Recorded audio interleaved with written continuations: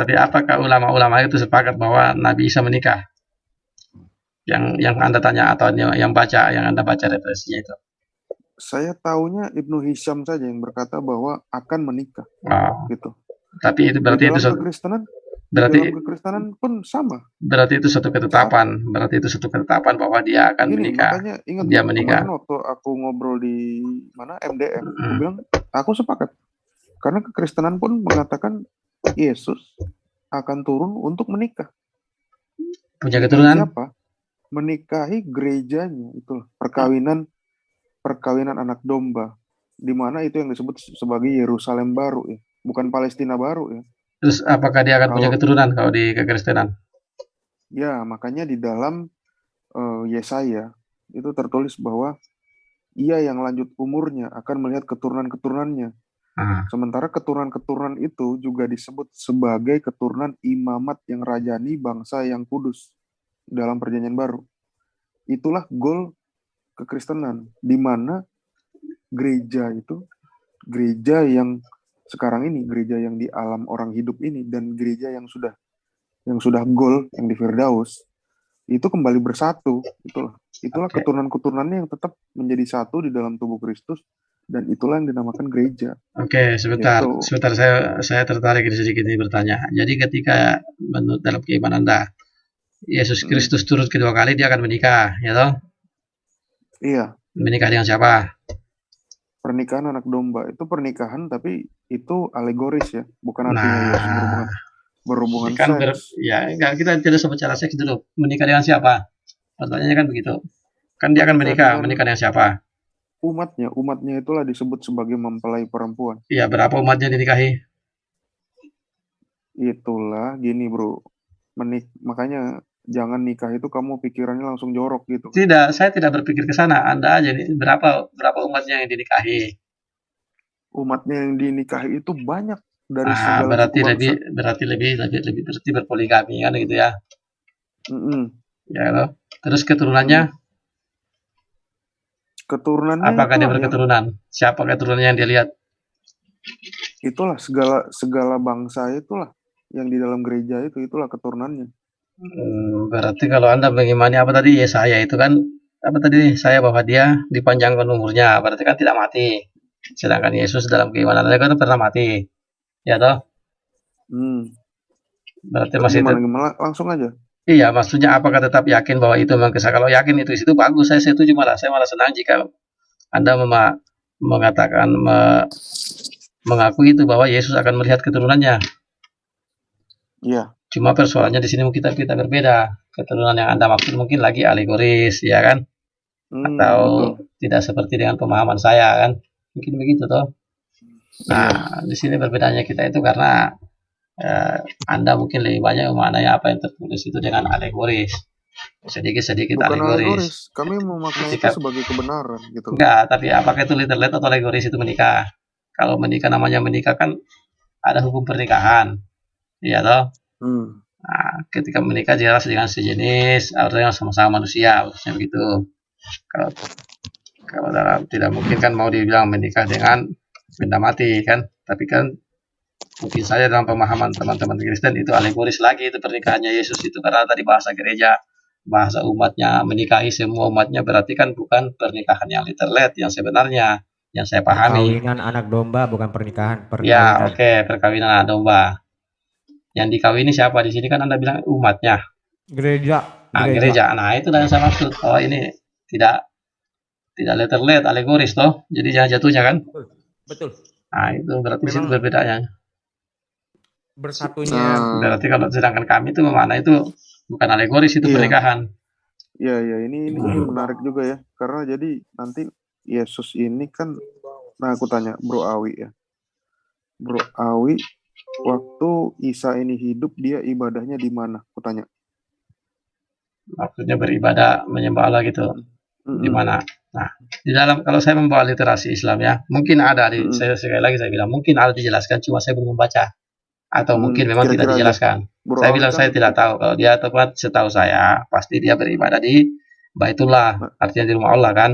Dia kayak semacam baik. masjid, semacam apa gitu. Cuma saya tidak tahu dalam Iya, masanya Nabi saya itu apa eh, namanya. Sebentar, Baitul sebentar. Maqdis kah? Kan gitu. Iya. Kira-kira itu dia menyembah Allah Israel atau Allah Arab? Menyembah Allah pencipta langit dan bumi. Saya memahami begini, Iya. Pak. Sebelum kita sampai ke Dia udah sana. tahu belum kalau di Arab itu ada sembahan juga. Maksudnya ada Tuhan yang bernama Allah gitu. Kira-kira. Tahu lah. Begini. Hah? Bentar, Da- Recording in dijawab dulu. progress. Iya, bagus nih direkam nih. Begini. Saya jelaskan ya bahwa kami itu memahami cuma satu Allah pencipta langit dan bumi. Tidak ada Allah Iya. Arab, Allah Israel, Allah Indonesia, Allah mana. Itu cuma satu. Iya. Allahnya Ya, Nabi Isa itu cuma satu. Iya, Jadi dia kalau Anda menyembah menggiring Allah. mengatakan Allahnya Arab, tidak ada dia dalam literasi Islam, literasi yang Ya, bahwa cuma ada Allah yang berbeda-beda. Tapi kira-kira Nabi Isa itu dia menyembah Allah nggak? Dia ngomong Menyembah Allah. la ilah. Oh, ada gitu ya. Iya, Jadi menyembah dia Allah. orang Yahudi tapi dia nyebutnya Allah ya. Iya. Itu ada di surah, sebentar ya, saya lihat dulu ya. Sebentar sambil ya dulu. Loh. Supaya, Oh, itu di surat ya? supaya saya tidak salah aja. Sebentar dulu. Bentar, tunggu. Nah, ini menarik ini, Bro. Karena gini. Ya. Bro Awi sepakat nggak kalau Isa ini hanya diutus untuk domba-domba yang tersesat buat umat Israel? Nggak mau. Bro Awi, Lagi nyari ayat dia. Sebentar. nggak apa-apa kalau ayatnya belum ketemu, nggak apa-apa. Kita cuma fokus satu titik ini aja. Nggak apa-apa, yang jelasnya dalam literasi Islam Allah itu cuma satu pencipta langit dan bumi, yaitu Allah Subhanahu wa Ta'ala, termasuk Nabi Isa pun itu menyembah Allah. Dia posisinya di Israel pun dia tetap menyembah Allah. Meskipun tidak ada tulisan purba yang menuliskan nama Allah. Nama Allah ini baru ada di abad ke-7. Itu Isa tetap menyembah Allah, jadi gitu ya. Menyembah Allah, ya. Nah, Bro Awi sepakat nggak kalau Isa ini hanya diutus untuk domba-domba tersesat dari umat Israel? Dalam Al-Quran pun mengatakan demikian, dia diutus untuk Bani Israel. Nah, artinya dia itu sudah ibadah di masjid belum? Udah ada masjid belum zaman itu? Ada Baitul apa namanya? Loh. Tidak, penyebutannya mungkin bukan masjid, tapi tempat beribadahnya pasti ada untuk menyembah Allah. Ya, pasti ada tempat beribadahnya. Itu namanya Baitullah. Ya. Itu jadi dia Isa itu bukan beragama Yahudi ya? Bukan. Muslim, bukan, dia itu Muslim. Jadi dia udah Muslim, udah hafal ngaji, udah jago ngaji gitu ya? Sudah hafal Taurat ya. Hafal Taurat. Tuh, hafal Taurat artinya dia maksudnya hafal kitabnya apa firman Allah yang diberikan kepadanya.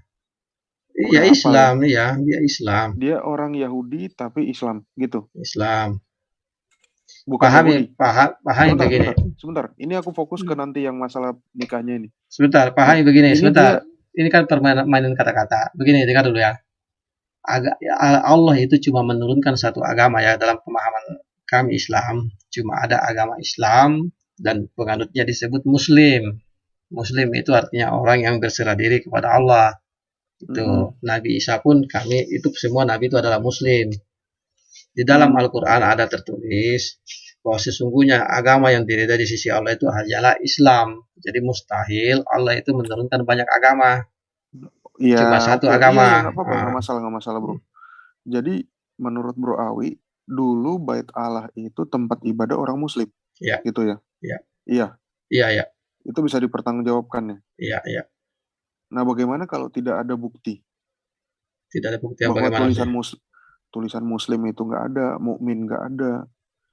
Bahkan nabi-nabi terdahulu pun tidak pernah memanggil Tuhan itu dengan sebutan Allah. Nah, di dalam Al-Quran disebut begitu. Bagaimana? Loh, Al-Quran kan baru muncul belakangan, bro. Nggak masalah, tapi di firman Allah, bro. Bukan catatan manusia yang bisa salah. Artinya Tuhan bisa nggak konsisten dong. Bagaimana kamu bisa percaya Tuhan yang nggak konsisten? Di mana tidak konsistennya? Kecuali yang namanya tidak konsisten itu begini contoh. Di Nabi Nuh dia menyatakan namanya A. Di Nabi Ibrahim ini contoh aja ya. Dia menyatakan namanya ini. Itu namanya tidak konsisten. Sedangkan di dalam Al-Quran konsisten. Semua Nabi namanya di Allah. Ya itu kan Al-Quran. Ya nggak apa-apa. Saya akan mengacu ke Al-Quran. Saya akan menjelaskan sesuai literasi Al-Quran. Kalau bicara konsisten ya, justru Al-Quran lah yang paling konsisten dalam masalah Tuhannya. Tidak Jadi pernah berbahasa Arab. Sebentar, kita jangan lari bahasa dulu. Sebentar. Jadi begitu kalau kita bicara konsisten. Nanti kita perbandingkanlah di kitab Anda, apakah Tuhan Anda konsisten? Nah, di dalam Al-Quran, dari sejak zaman penciptaan sampai akhir zaman sekarang ini pun namanya tetap sama. Konsisten dia, memperkenalkan namanya itu Allah, tidak pernah dengan nama lain. Tidak berubah-ubah, itu namanya konsisten. Kalau Anda bicara konsisten. Itu kan klaim di kemudian hari, tapi kalau kita cek sepanjang sejarah nggak ada. Saya bicara literasi Islam dan Al-Quran. Kita kan tadi Anda kan Anda tidak teruji dong. Teruji. Anda kan tadi bertanya masalah konsisten. Justru di dalam Al-Quran lah yang menceritakan tentang Tuhannya yang konsisten. Buktinya dari sejak zaman pertama sampai Nabi Muhammad, Nabi terakhir, namanya cuma sama, satu Allah. Kepada Nabi Isa Allah, Nabi Musa pun Allah. Kan karena tulisan Arab. Buktinya orang Yahudi nggak pernah ada namanya Isa. Itu kan bukan itu terserah literasi Anda. Saya bicara literasi Islam, bro. Ya, terserah Anda. Kan apapun itu kan jadi bahasa Arab, Pak. Kalau seandainya logikamu itu yang jelasnya namanya tetap Allah di mana-mana. Itu. Kalau logikamu itu benar, maka orang Palestina tidak perlu kebakaran jenggot saat orang Yahudi mau mendirikan Bait Allah. Artinya Bait Allah yang kalian maksud dulu sebagai tempat orang Muslim adalah Bait Allah yang juga didirikan kembali sebagai tempat orang Muslim juga dong. Benar. Maksudnya, coba sebentar, saya kurang paham. Maksudnya gimana? Waduh. Maksudnya gimana? Ulangi narasinya. Kalimat yang simpel. Gini. Isa itu kamu bilang kan ibadah di Bait Allah. Ya. Bait suci ya, atau Baitul Maqdis. Ya, pokoknya gitulah. Baitul Maqdis itu sudah hancur ya. Kemudian Baitul Maqdis masih ada. Terus? Baitul Maqdis masih ada gimana? Masjidil Aqsa. Waduh, kacau. Nah, teruskan aja narasinya. Teruskan aja narasinya. Sebentar. Ini kacau. Teruskan dulu narasinya, teruskan dulu. Kacau. Coba enggak apa-apa dulu Baitul Maqdis sama Masjidil Aqsa. Enggak, teruskan aja dulu narasinya, teruskan aja dulu. Apa yang mau disampaikan dari situ? Dihancurin sama Titus dan Vespasianus itu apa? Pos Kamling. Titus dan Vespasianus. Vespasianus itu temannya ini. Jadi begini, ini sebentar ya, sebentar. Saya sedikit bercerita mengenai Baitul Maqdis ya. Temannya Scoopy. Yang saya ketahui sebentar.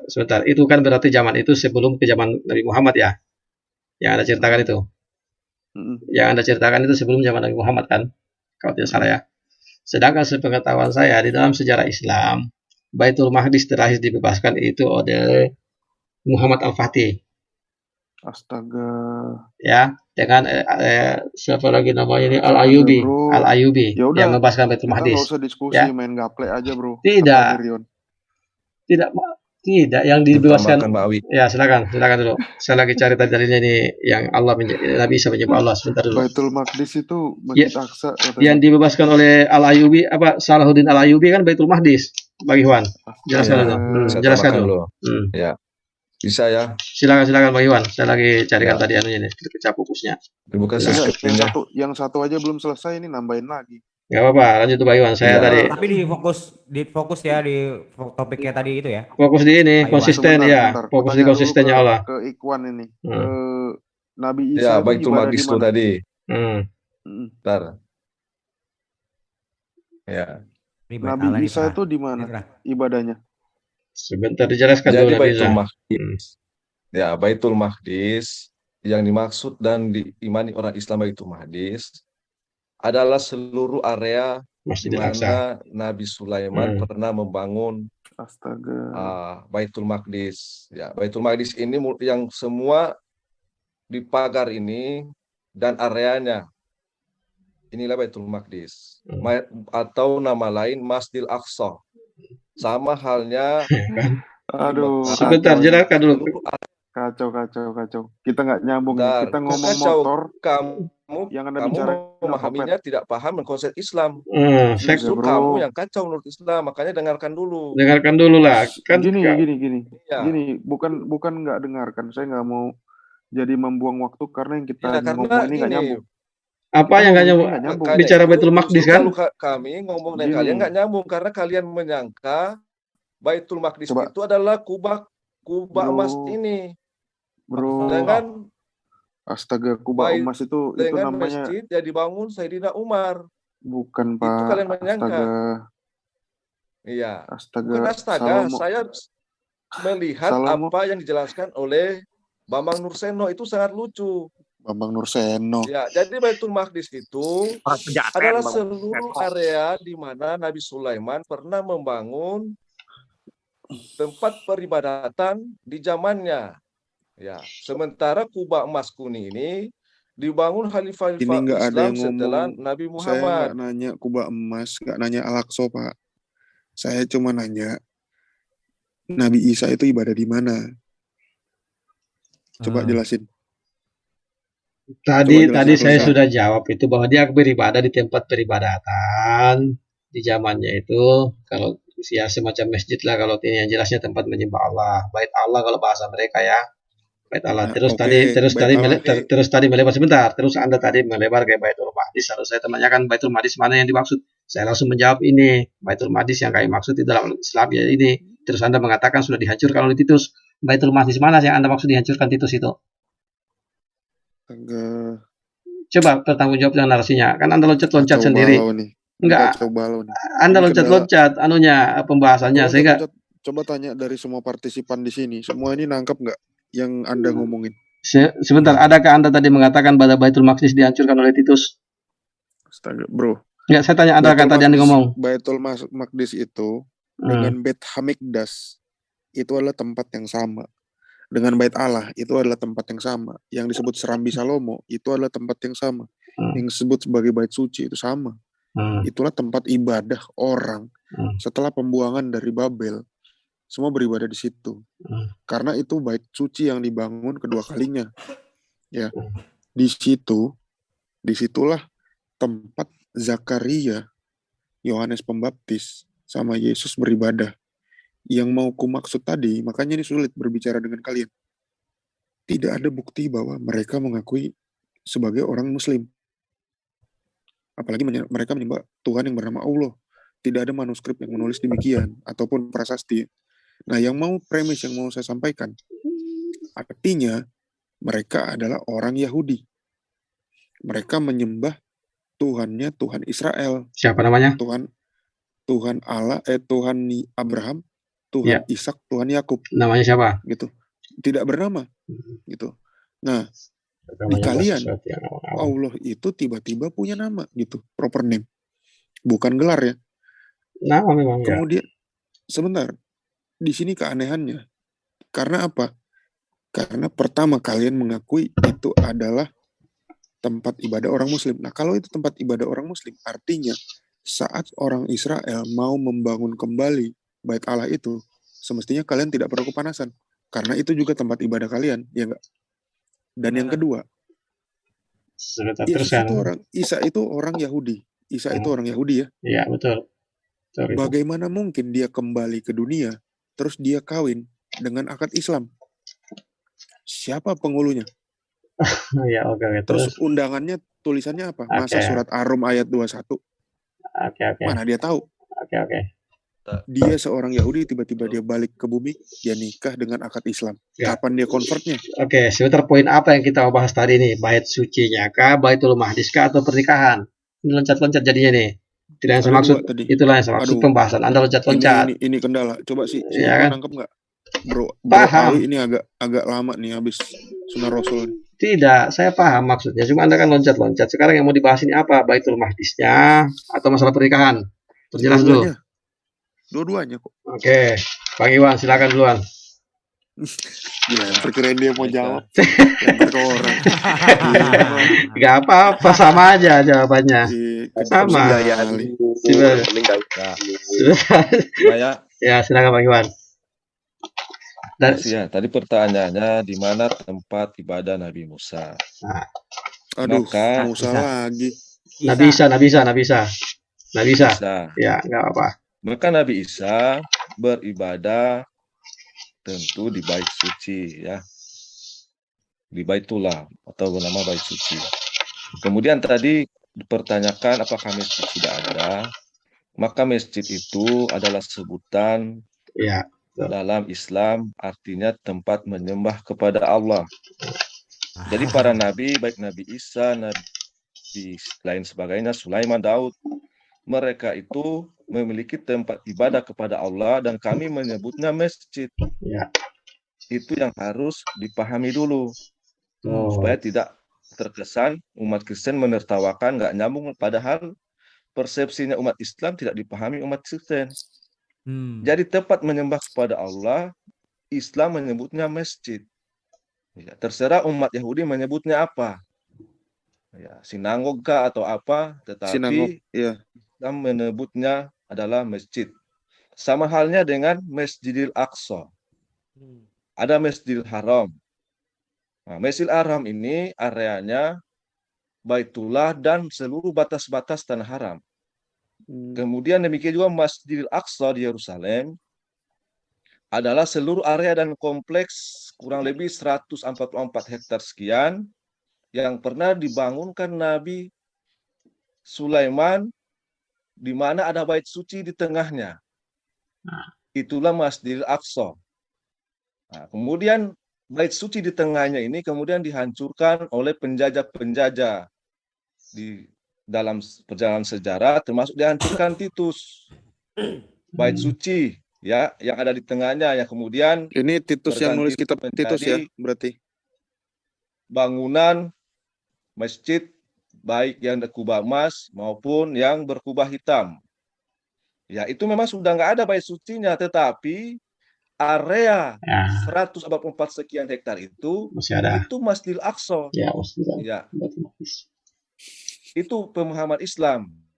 Ya, ini pemahaman seperti ini sekelas Bambang Nusena pun tidak paham bahwa dia mengira bahwa Masjid Aqsa itu dalam keimanan Islam hanya masjid yang berkubah emas yang dibangun khalifah sesuai Nabi Muhammad. Ini sangat Astaga.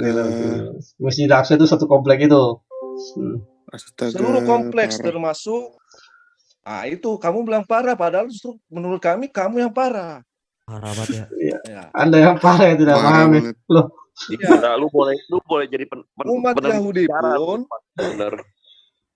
Fix gue besok. ada di area Masjidil Aqsa. Parah, Nah, jangan bilang parah, memang ini akidah Islam. Iya. Karena kalian sudah terlanjur dengan dogma yang berbeda. Mana dalil tidak- lu ngomong? Dalil lu Yang ngomong dari tidak mana? diimani oleh umat Dalil lu Islam. ngomong itu dari Apa mana? biar dia selesaikan dulu. Nah, Lucu kemudian ini. yang kedua, Seru ini. ya tadi narasumber dari Kristen pertanyakan tentang Allah yang mengutus Nabi Isa dan diimani oleh Islam.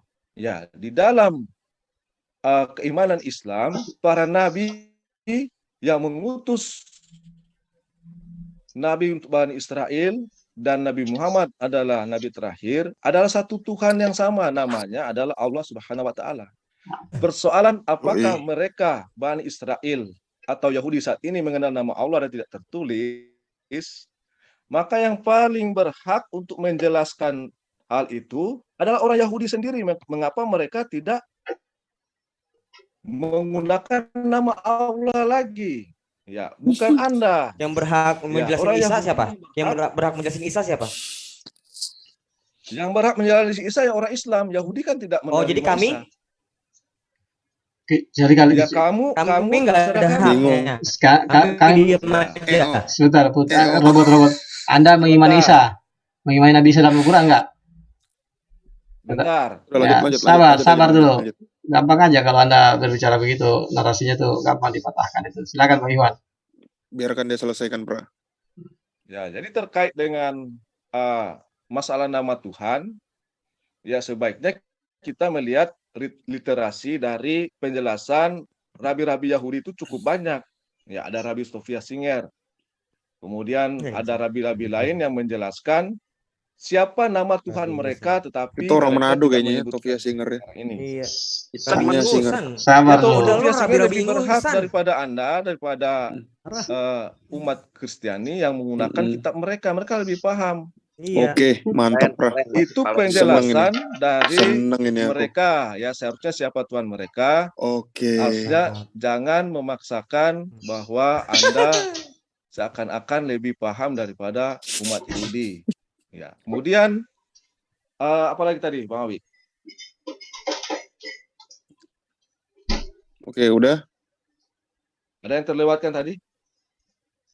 Sudah, Pak Iwan. Ya, baik kan. Saya kasih contoh ini ya. Jangan kebanyakan contohnya, Pak. Dari tadi Ya, kita nggak menjawab buktikan juga. apa kata Yahudi tentang Tuhan mereka supaya lebih jelas maksudnya, biar tuntas. Boleh kan? Bukan, silakan. Ya. Artinya supaya tidak salah persepsi kita, semacam tadi.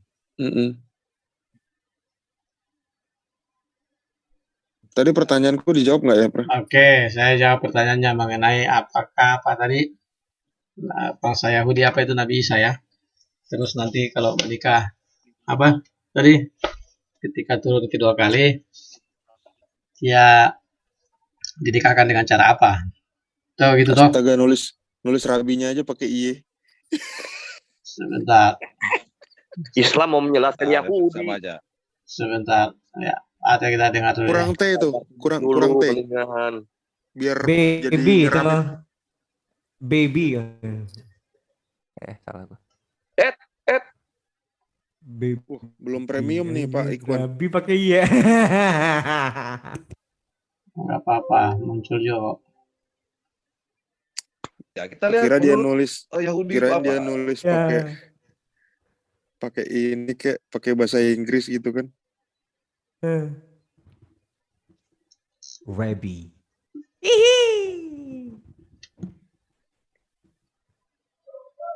Coba di play Ayam siapa itu udah bangun? di sini. Nah, Di ini sini ada ayam di belakang. buktikan. Tapi bukan ayam saya. Kurbanot itu. Kelihatan Bawi. Kelihatan. Dia pertanyakan tentang Allah.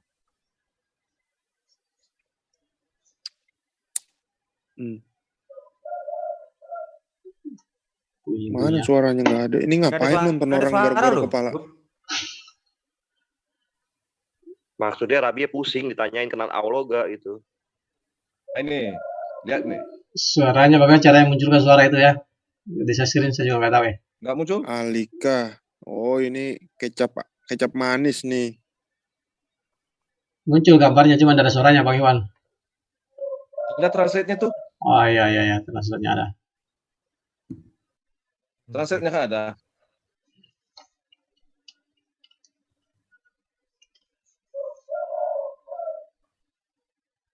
Ya, Yahudi sini mengaku Tuhan sama katanya.